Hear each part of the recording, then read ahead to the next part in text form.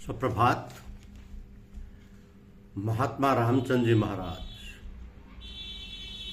महात्मा रामचंद्र जी महाराज, संत शिरोमणि महात्मा रामचंद्र जी महाराज पूर्ण योगी और ब्रह्मवेत्ता ही नहीं परंतु पूर्ण सद्गुरु भी थे। योग की उच्च अवस्थाओं को प्राप्त करने के समस्त साधनों पर उनका पूरा अधिकार था। तत्व ज्ञान के मार्ग के विभिन्न गली कूचों से वे पूर्णतया परिचित थे। एक कुशल वैद्य की तरह वे अपने शिष्य को उसकी प्रकृति आदि के अनुकूल सीधे तथा सरल मार्ग पर लगा देते थे, जिससे वह उत्तरोत्तर उत्कृष्ट दशाओं को प्राप्त करता जाता था।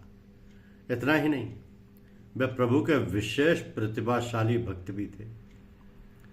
गुप्त रहस्यों की सरल भाषा में विवेचना करने की उनमें अपूर्व क्षमता थी। परम गोह्य विषयों का चित्र सा खींचकर रख देते थे।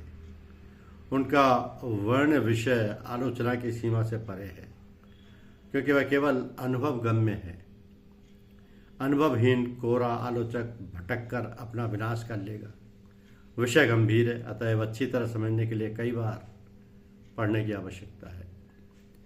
उनकी भाषा शैली उर्दू अथवा आजकल की हिंदुस्तानी है। वर्णन शैली यथेष्ट रोचक है। हिंदी शब्दों का भी यथासंभव प्रयोग है। उनका दार्शनिक ज्ञान केवल हिंदू फिलॉसफी तक ही सीमित नहीं है, वे मुस्लिम फिलॉसफी के भी प्रकांड पंडित थे। उनके ग्रंथों में दोनों का अपूर्व समन्वय है।